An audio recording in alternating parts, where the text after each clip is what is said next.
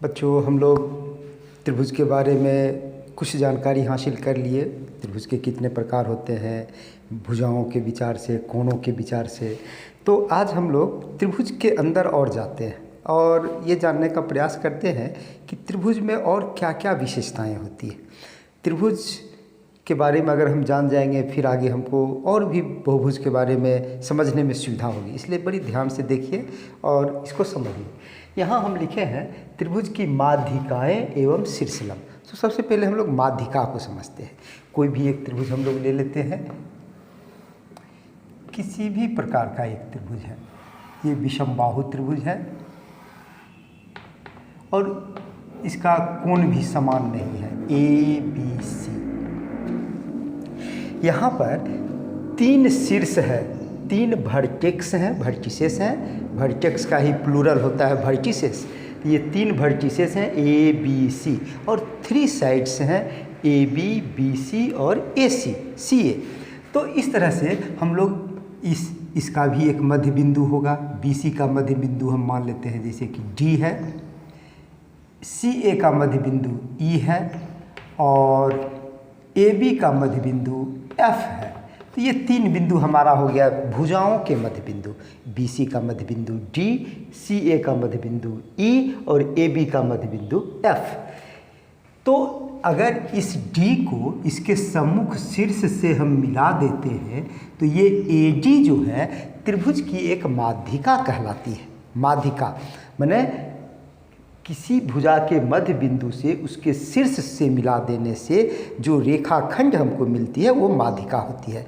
इस तरह से हम यह चीज़ को स्वतः समझ सकते हैं, बहुत आसानी से समझ सकते हैं कि त्रिभुज में 3 माध्यिकाएं होंगी। कितनी होंगी आप खुद भी अंदाज़ लगा सकते हैं, क्योंकि 3 भुजाएं हैं और तीनों भुजा के 3 मध्य बिंदु होंगे और उन मध्य बिंदुओं को सामने के शीर्ष से अगर हम मिला देते हैं तो ये 3 माध्यिकाएं होंगी। ए डी, बी को ई से मिला दिए, सामने का भुजा ए सी के मध्य बिंदु ई से मिला दिए, बी ई भी एक माध्यिका हो गई। सिमिलरली उसी प्रकार ए बी का मध्य बिंदु हमारा एफ है और एफ के मध्य बिंदु से अगर हम सी को मिला देते हैं तो ये भी हमारा सी एफ एक माध्यिका हो गई। यानी कि भुजाओं के मध्य बिंदुओं को सम्मुख शीर्ष कहते हैं। सम्मुख शीर्ष से मिलाने वाला रेखाखंड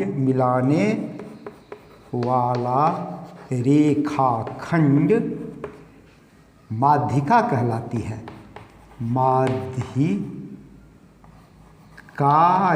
माध्यिकाएं 3 को होगा, यहाँ भुजाएं दिए हैं इसलिए माध्यिकाएं कहलाती हैं। और ये तीनों एक बिंदु पर मिलती है। ये एक बहुत अच्छा गुण आ गया। माध्यिका का एक गुण होता है कि ये कंकरेंट लाइन सेगमेंट होते हैं, कंकरेंट रेखाखंड होती है, एक बिंदुगामी रेखाखंड है। और ये बिंदु अगर हम ये कर लेते हैं कि P पर मिलती है तो इस P को इस त्रिभुज का केंद्र कहते हैं। क्लियर है? P को त्रिभुज का केंद्र कहते हैं। माध्यिकाएं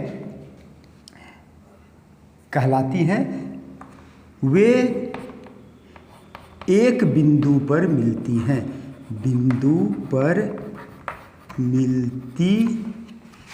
है जिसे त्रिभुज का केंद्र कहते हैं। अंग्रेजी में इसको सेंट्रॉइड कहते हैं, सेंट्रॉइड। तो इस तरह से हम देखते हैं कि त्रिभुज में, किसी भी त्रिभुज में 3 माध्यिकाएं होंगी और तीनों माध्यिकाएं एक बिंदु पर मिलेगी। भुजा के किसी भी शीर्ष को, त्रिभुज के किसी भी शीर्ष को सामने की भुजा के मध्य बिंदु से मिलाएंगे तो वह एक माध्यिका हो गई। दूसरे शीर्ष को सामने की भुजा के मध्य बिंदु से मिलाएंगे तो दूसरा माध्यिका हो गया। इस तरह से 3 माध्यिकाएं होती हैं। तो तीनों एक बिंदु पर मिलती हैं जो त्रिभुज का केंद्र कहलाती है। जो जिस बिंदु पर मिलती है वो त्रिभुज का केंद्र का। ये एक गुण हम लोग देख लिए। त्रिभुज में माध्यिका क्या है और वो कहाँ मिलती है, उसको क्या कहते हैं। अब हम आते हैं यहाँ शीर्ष लंब। चलिए, यहाँ केंद्र भी हमको समझ में आ गया। अब शीर्ष लंब को हम समझते हैं कि शीर्ष लंब क्या चीज़ है।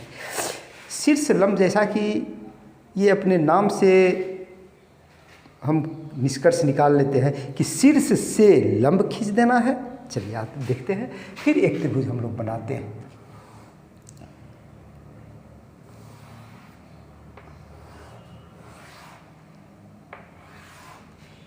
ए बी सी, शीर्ष से लंब, ए से लंब खींचेंगे तो यहाँ लंब आएगा ए डी। जब लंब खींचते हैं तो इस तरह का एक संकेत दे देते हैं ताकि ये पता चले कि ये ए डी जो है सो बी सी पर 90 डिग्री बना रहा है, मैंने लंब बन रहा है। तो ये ए डी लंब हो गया बी सी पर, ये हो गया ए डी लंब बी सी। इसको इस तरह से गणित में संकेत, ज्यामिति में सांकेतिक भाषा का प्रयोग करते हैं। तो ए डी लंब बी सी, इसको लंब कहते हैं।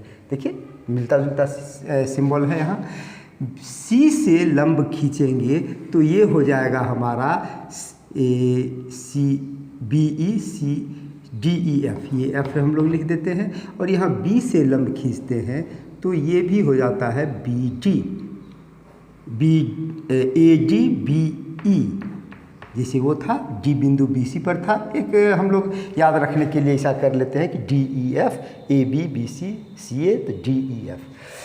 अब हम यह एक चीज़ और यहाँ गौर करते हैं कि ये तीनों लंब भी एक बिंदु पर मिलता है।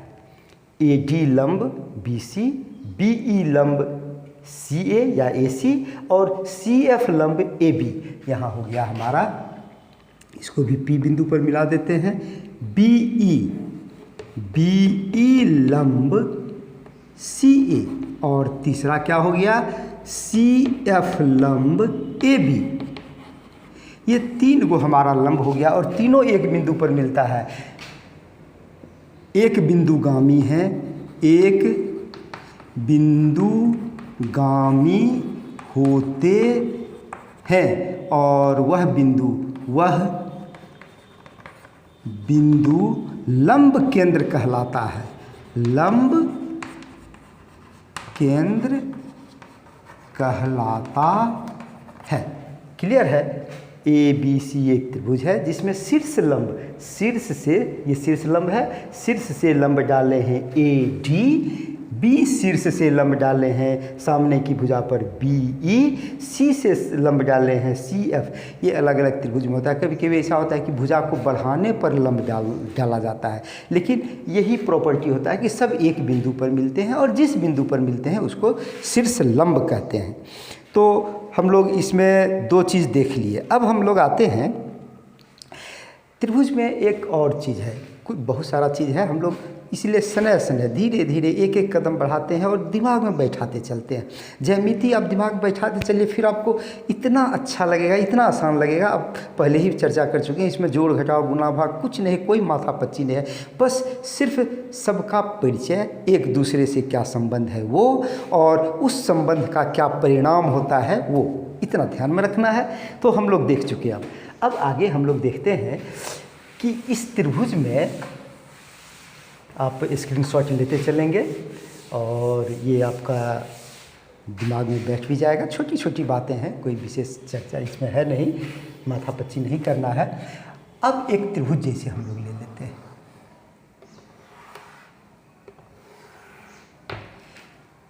ए बी सी, चलिए ए बी सी ही है हमारा, बार बार ए बी सी आ रहा है।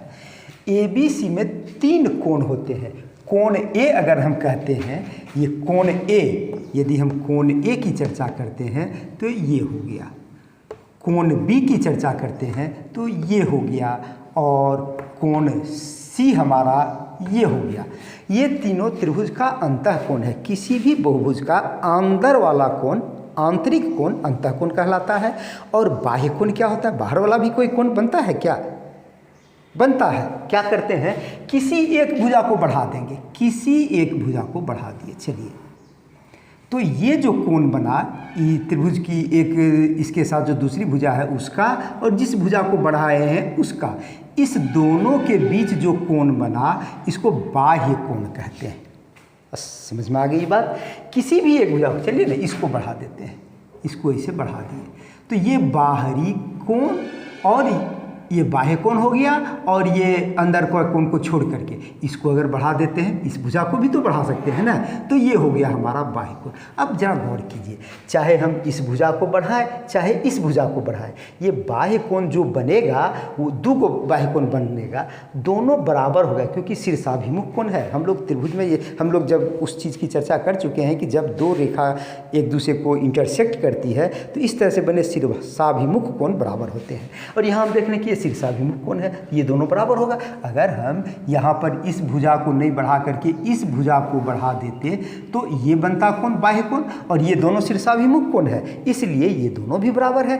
माने कहने का तात्पर्य है कि हम त्रिभुज के किसी भी भुजा को बढ़ा दें, त्रिभुज ही नहीं किसी भी बहुभुज के किसी भी भुजा को बढ़ा देंगे तो हमारा जो बाह्य कोण बनेगा उसका मेजरमेंट वही होगा, एक ही होगा। हम या इधर दिस साइड को बढ़ाएं या और दिस साइड को बढ़ाएं, हमारा मेजरमेंट जो मापेंगे वो एक ही होगा, समान होगा। तो चलिए हम लोग कन्फ्यूजन नहीं हो इसलिए एक ही भुजा को बढ़ाते हैं। आप समझ में आ गई बात। चलिए यहाँ छोड़ देते हैं, हम लोग यहाँ की चर्चा करेंगे। तो यहाँ हम देखते हैं, अब हमको सिद्ध क्या करना है, हमको क्या निष्कर्ष क्या निकालना है। निष्कर्ष यह निकालना है कि यह जो बाह्य कोण होगा, ये जो बाह्य कोण होगा ये हमारा दूर का जो अंतः कोण है इसके योग के बराबर होगा। यानी कि 1, 2 और 3 अगर इसका अंतः कोण है और ये चौथा नंबर का एंगल जो है ये हमारा बाह्य कोण हो गया है, तो ये 4 जो होगा सो कोण 1 और कोण 2 का योग होगा। ये हमारा कोण 1 और कोण 2 का योग हो जाएगा। अंतः अभिमुख कोण, ये 1 और 2 जो है सो अंतः अभिमुख कोण कहलाता है। हमको सिद्ध करना है कि कोण 1 जोड़ कोण 2 बराबर कोण 4, ये हमको सिद्ध करना है। तो ऐसा करते हैं, क्यों नहीं एक उदाहरण ले लेते हैं। चलिए एक त्रिभुज हम लोग ले लेते हैं, फिर हम लोग चर्चा करेंगे और 2 तरीक़ा से इसको सिद्ध करते हैं। चलिए एक एग्जाम्पल ले लिए जिसमें ये हो गया हमारा 30 डिग्री, इसको हम मान लेते हैं कि ये हो गया 70 डिग्री, तो 100 हो गया 30 और 70, तो ये 80 डिग्री हो जाएगा, ये 80 डिग्री हो जाएगा क्योंकि त्रिभुज का तीनों कोण मिलकर के 180 होता है। इसको अगर हम 30 मान लिए हैं, इसको 70 मान लिए तो ये 80 हो जाएगा। 8, 7, 15, 150 और 30, 180 डिग्री। अब हम मान लेते हैं कि यहाँ पर जो ये कोण बना ये कितना होगा, तो ये पूरा यहाँ से यहाँ पर सरल कोण है, हम लोग चर्चा किए हुए हैं, और सरल कोण होता है 180 डिग्री का। क्लियर है। और ये इसमें ये 30 है तो ये कितना हो जाएगा, ये दोनों मिल करके ये जो है 180 में से 30 को घटा देंगे तो 150 हो जाएगा। ये 30 घटा दिए, 30 घटा दिए तो 150 डिग्री। ये यहाँ से यहाँ तक 150 डिग्री है क्योंकि ये 30 तो घट गया, ये 30 घट गया तो ये पूरा यहाँ से यहाँ तक था 180 डिग्री, और ये 30 हम घटा दिए तो बच गया 150 डिग्री। अब देखिए ये 70 और 80 को जोड़ेंगे तो 150 हो गया। ये हमारा प्रैक्टिकल चीज़ है। हम 2 तथ्य को ध्यान में रखते हैं, ज्योमेट्री में कुछ तथ्य को ध्यान में रख करके उसको स्वयं सिद्ध करते हैं, उसको याद रख लेते हैं ताकि उसके आधार पर हम आगे बनाते हैं। ये स्वयं सिद्ध नहीं है, इसको सिद्ध हम लोग कर रहे हैं कि त्रिभुज के तीनों कोण मिल करके 180 डिग्री होते हैं, ये तथ्य है। एक तथ्य, दूसरा तथ्य क्या है कि एक सरल रेखा पर 180 डिग्री का कोण बनता है, ये भी तथ्य है। अब इन 2 तथ्यों को लेकर के हम यह सिद्ध करते हैं कि त्रिभुज का बाह्य कोण, बहिष्ठ कोण जो है सो शीर्ष अभिमुख कोण का योग के बराबर होता है। ये 70 और 80 का योग के बराबर होगा। तो हम यहाँ पर 30, 70, 30 मान लिए तो फिर ये 70 मान लिए तो स्वाभाविक है कि ये 80 होगा क्योंकि तीनों मिलकर के 180 होना है। अब हम देखते हैं कि ये यहाँ से यहाँ तक 180 था तो ये कितना हो गया, ये बाह्य कोण कितना हो गया, बहिष्ठ कोण, ये 30 घट गया 150। हम देख रहे हैं कि दोनों को जोड़ने से 150 हो ही रहा है, इसका मतलब सही है। अब आइए इसका हम लोग एक प्रमाण किए हुए थे, प्रमाणित इसको किए हुए थे, लेकिन फिर भी हम इसको एक बार फिर से प्रमाणित करके देखते हैं। इसको गौर से देखिए, त्रिभुज हमारा ये हो गया 1 2 3 और ये 4 ABC। इसको चलिए D कर देते हैं, यहाँ पर एक बिंदु कर दिए। और यहाँ पर BA, ये BA के समांतर एक रेखा की कल्पना हम लोग कर लेते हैं, E कर देते हैं। ये चर्चा हम लोग पहले भी कर चुके थे, लेकिन चलिए फिर से एक बार देख लेते हैं। ये हो गया हमारा, एक कल्पना कर लिए CE। तब क्या हो, ये पैरेलल रेखा है, BA और CE पैरेलल है, तो क्लियर है कि ये दो कोण और यहाँ जो ये छोटा कोण बना ये संगत कोण है, कोरेस्पॉन्डिंग एंगल हो गया, यानी कि ये इसके बराबर है, ये 2 के बराबर हो गया, ठीक है।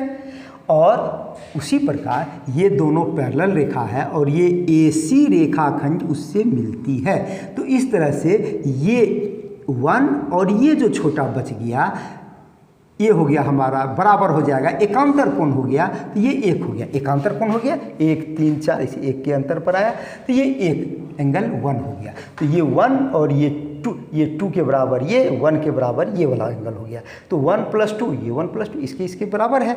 तो इस तरह से हम देखते हैं कि 1 + 2 बराबर ये 4 हो जाएगा। 2 हमारा इसके बराबर है, 1 हमारा इसके बराबर है, क्योंकि ये एकांतर कोण है, BA समानांतर CE और AC रेखा उससे मिलती है, इसलिए ये एकांतर कोण हो गया। पुनः BA समानांतर CE और BD रेखा उससे मिलती है, उसको काटती है, तो 2 और ये वाला कोण x और y अगर हम कर देते हैं तो ये 2 बराबर x और 1 बराबर y, ये संगत कोण होने के कारण बराबर है, ये एकांतर कोण होने के बराबर है, y हम लिख देते हैं इसको। तो यहाँ हम लोग इस चीज़ को समझ गए, प्रूफ करना अभी नहीं आएगा, आप लोग अभी उस वे में नहीं, समझ जाइए इसको, बहुत आसान है, लॉजिक है, लॉजिक है। हम बोले थे ज्योमेट्री हाइड एंड सीक का खेल है, छुपा हुआ है उसको खोज लेना है। हमको ये छुपा हुआ था कि कैसे कैसे हम सिद्ध करेंगे, तो लॉजिक से हम वहाँ पर पहुँच गए हैं। तो इस तरह से हम देख रहे हैं कि आगे हम लोग अब यहाँ हम लोग कुछ इससे संबंधित अभ्यास कर लेते हैं, क्योंकि ये छोटी बात है और हम लोग सब कोई सीख गए हैं, इसको मिटा नहीं रहे हैं, बल्कि इसका हमको चूँकि सहारा मिल जाएगा, इसलिए इसी पर आगे बढ़ जाते हैं। एक त्रिभुज हमारा है यहाँ, चलिए कोई एक त्रिभुज है, यहाँ पर है 40 डिग्री, ये हो गया हमारा 70 डिग्री, तो ये हो गया ये भी हो जाएगा 70 डिग्री, 70 70 140, ये 40। अब ये दे दिया x, तो x बराबर क्या हो गया, x बराबर कितना होगा, अभी हम लोग सीखे हैं, ये इस शीर्ष अभिमुख कोण को हम लोग जोड़ देते हैं, 40 और 70 को जोड़ दिए, तो ये हो गया x बराबर 40 + 70 110 डिग्री। तब ना ये हो गया 110 और ये 70 180 हो जाएगा। और ये नहीं भी दिया रहता फिर भी हम लोग समझ जाते कि ये 70 है तो ये 110 होगा। एक सरल कोण पर 180 डिग्री का कोण बनता है, इसलिए वो हमारा 110 डिग्री हो जाएगा। तो इस तरह से एक अगर दूसरा एग्जाम्पल अगर हमको दे दे, इसी तरह से इसी पर आधारित हम कुछ अभ्यास भी करते चलते हैं। ये इससे क्या होता है कि हमारा मेंटल एक्सरसाइज होते चलता है ना। एक हम यहाँ पर एक इस तरह से त्रिभुज मान लेते हैं ABC हम लोग बार बार लिख रहे हैं। इसमें कह रहा है कि ये है हमारा, मान लीजिए 80 डिग्री है और ये दिया हुआ है, ये निकालना है, और ये दे दिया है 135 डिग्री। अब x का मान निकालना है। हम लोग जानते हैं कि इसको जोड़ेंगे तब 180 डिग्री। तो एक आधार हमारा ये हो गया कि तीनों कोणों को जोड़ करके 180 निकाल सकते हैं। ये कहाँ से आएगा, तो ये पूरा 180 है, 180 में से 135 को घटा दिए, जो बचा सो यहाँ आ गया। लेकिन एक और हम लोग अभी निष्कर्ष निकाले कि शीर्ष अभिमुख कोण जो है सो बहिष कोण के बराबर होता है। तो x और 80 को जोड़ेंगे तो 135 हो जाएगा, यानी कि x + 80 ये 135 होगा। तो इस दोनों का योग होता है, अभी हम लोग देखे हैं 80 डिग्री, ये बराबर हो गया हमारा 135 डिग्री।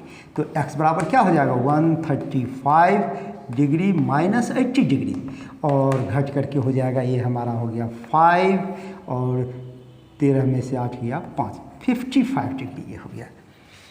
तो ये 55 डिग्री x बराबर हो गया, इतना आंसर हो गया। तो ये छोटा छोटा है, मेंटल एक्सरसाइज है। आपकी किताब में 7 कक्षा 7वीं कक्षा की किताब में ये बहुत अच्छा चीज़ दिया हुआ है। तो इसका आप प्रैक्टिस करेंगे, बहुत मज़ा आएगा। और जितना आप डूबेंगे आप खुद कुछ न कुछ मोती लेकर के आएंगे सामने और इस चीज़ को समझेंगे। कभी कभी कुछ आपको सवाल दे देगा कि जो कि थोड़ा सा माइंड ब्लोइंग कहेंगे, और वो आपको कंफ्यूज कर सकता है, कंफ्यूजन में डाल सकता है। क्या दे देगा सवाल दे देगा कि एक त्रिभुज बनाए। एक त्रिभुज है जिसका कोण 70 डिग्री, 80 डिग्री और 90 डिग्री है। क्या ऐसा त्रिभुज बनेगा? एक जिसका एक कोण है A बराबर 70 डिग्री, कोण B बराबर 80 डिग्री, कोण C बराबर 90 डिग्री। तो ABC ऐसा त्रिभुज बनेगा कि 70, 80, 90 बन जाएगा? नहीं बनेगा। सोचिए, क्योंकि इसमें 70 और 80 150 और फिर 90 जोड़ेंगे तो बहुत ज़्यादा हो जाएगा, 240 हो जाएगा। तीनों कोण मिल करके हमको 180 ही रखना है। तो ये कोण के हिसाब से आपको कंफ्यूज करा सकता है। कोण का मेजरमेंट 180 से ज़्यादा दे देगा, कभी 180 से कम दे देगा, कहेगा कि 40, 50 और 60, ये 3 को कोण दे दिया। इन तीनों कोणों का एक त्रिभुज बन सकता है क्या? नहीं बनेगा, क्योंकि इस तीनों का योग हो रहा है 150 डिग्री, 100 और 50। तो 150 डिग्री का तो ट्रायंगल बनेगा नहीं। वो क्या हो जाएगा कि हमारा कभी मिलेगा ही नहीं मिलेगा तो ट्रायंगल नहीं बनेगा। तो किसी भी ट्रायंगल का तीनों कोणों का योग ऑलवेज 180 डिग्री होता है। ये हमारा तथ्य है। इसमें अगर 1 डिग्री भी कम रहेगा तो वो त्रिभुज नहीं बनेगा। इसको ध्यान में रखे रहना है। एक दूसरा और तथ्य है, बहुत अच्छा है, इंटरेस्टिंग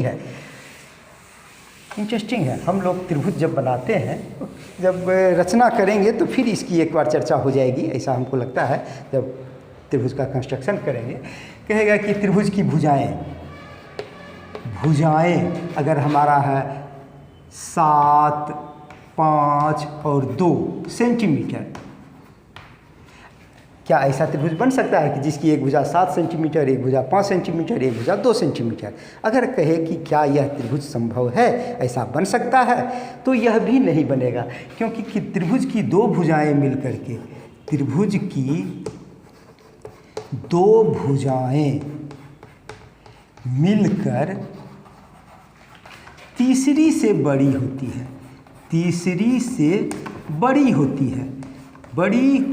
है, थोड़ा सा भी बड़ा होगा जरूर, क्योंकि बराबर भी रहेगा तो नहीं बनेगा।